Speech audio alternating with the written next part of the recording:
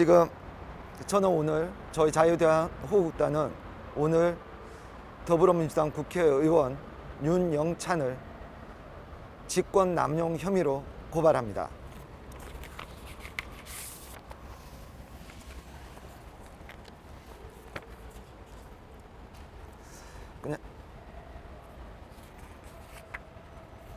자, 고발 취지.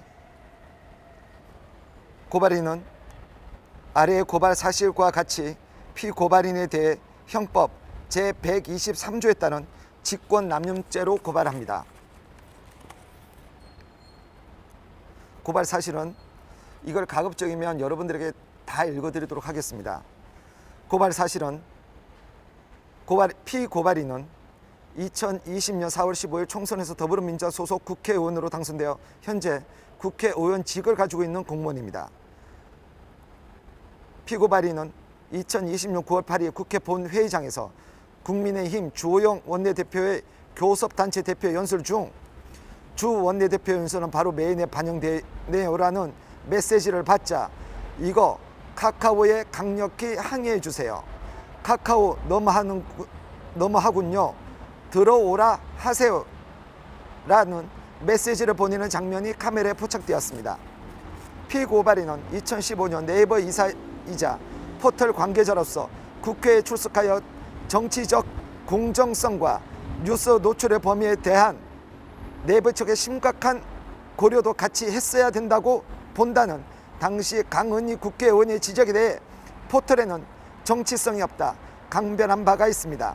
즉 피고발인이 그때 당시에 저희에게는 너무나 큰 위기고 닥치는 거고 저희가 그런 편향적 편집을 해야 될 이유가 전혀 없습니다 라고 언급한 것입니다. 이렇듯 피고발인은 대형 포털 임원 출신으로서 포털 메인 화면 뉴스 배치 권한의 메커니즘을 매우 잘 알고 있으므로 메인 화면을 임의적으로 배치하고자 하는 자신의 행위가 얼마나 부조리하고 말이 안 되는 일인지 이미 스스로가 너무나 잘 알고 있습니다.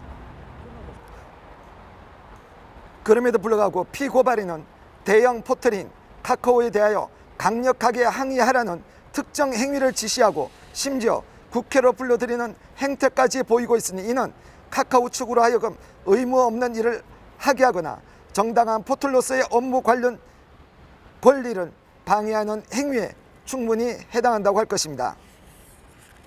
현 정권 출범 후 포털 사이트 뉴스 편집을 통해 집권 세력이 여론 형성에 영향력을 미치고 있다는 의구심이 줄곧 제기됐지만 여당 의원이 관련 기사를 메인 화면에 내리기 위해 즉각 항의하고 관계자를 불러들인 등의 구체적 정황이 포착된 것은 처음입니다.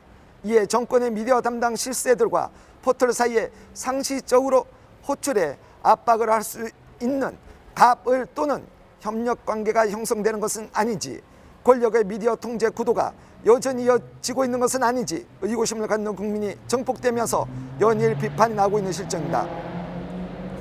그렇다면 우선 피고발인의 이 사건 행위는 명백하게 형법 제123조에 따른 공무원의 직권남용에 해당하므로 이 행위에 대해 엄중하게 수사해 주실 것을 강력하게 요구하는 바입니다. 하지만 이 사건에 대해서만 결정을 내리기에는 그간의 언론 통제에 대한 국민적 공분과 의구심이 결코 해소될 수 없다는 것을 말씀드립니다.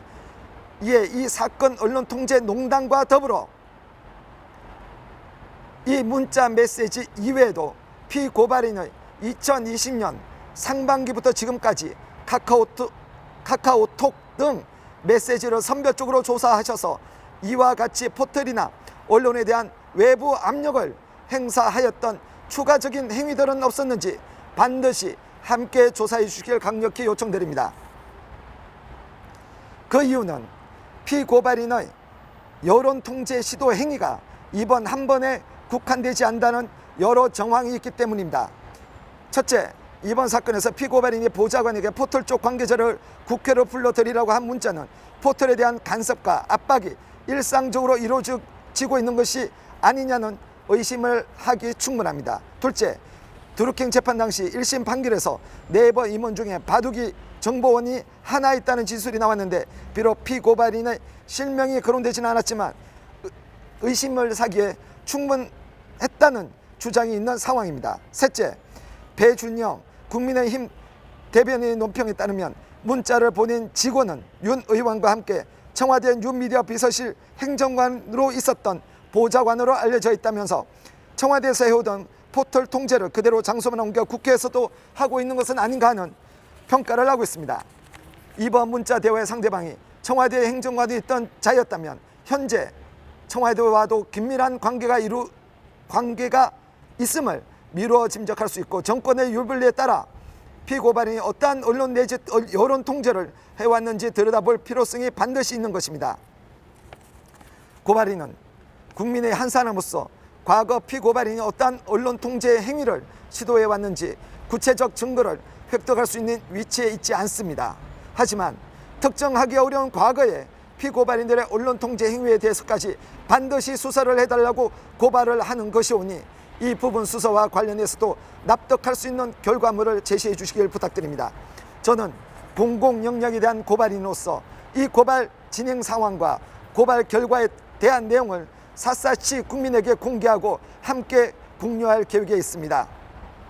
다시 한번 피고발인의 범죄 혐의에 대해 철저하고도 엄정한 수사를 통하여 피고발인으로 하여금 그에 합당한 형벌을 받을 수 있도록 조치를 취해 주실 당부드립니다. 질문 하나 네. 있습니다. 지금 윤영찬이를 고발하는데 윤영찬이가 보낸 사람 있잖아요, 문자를. 그게 보좌관으로 지금 나오고 있는데, 네. 이자가 이제 그 국민의힘 대변인의 얘기에 의하면 지금 청와대에서 함께 청와대에 있었던 뉴미디어 담당하고 있었던 그런 비서진이었었나 봅니다. 그렇기 때문에 지금 일단은 급한 대로 우리가 윤영찬만 했고, 그리고 추가로 지금 이자와 그리고 그 보좌관과 그다음에 그 보좌관이 연락을 취하고 있었던, 그러니까 이거 딱 그러지 않습니까?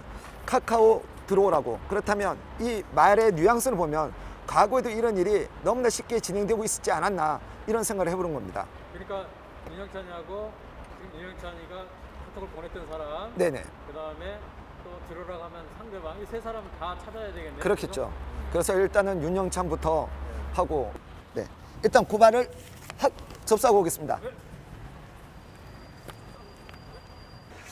네, 지금 이렇게 고발장을 접수하고 왔습니다. 고발장 접수하고 오늘 아침부터 저희에게 기사를 하시겠다는 기자분들이 계셔서 자료를 넘겨드렸습니다. 아마 저 엠바고가 이제 1시였으니까 지금 좀 있으면 저희들 기사가 이렇게 많이 나가지 않을까 싶습니다. 자, 어쨌든 여러분, 우리들은 국회의원을 뽑은 이유가 비록 여당과 야당으로 나뉘지만 그래도 그들이 대한민국의 국익을 위해서 일하라고 뽑은 거였습니다. 대한민국의 국책을 흔들라고 우리가 뽑은 것이 아닙니다. 그들이 포털을 장악해서 어떠한 대국민 여론 조작을 시작할지, 이것은 과거 김경수 했던 드루킹이 생각나는 시점입니다. 이번에 이 보좌관과 거기에 연루되어 있는 자들, 그들도 수사를 할 수 있도록 한번 진행해 보도록 하겠습니다. 어쨌든 감사합니다.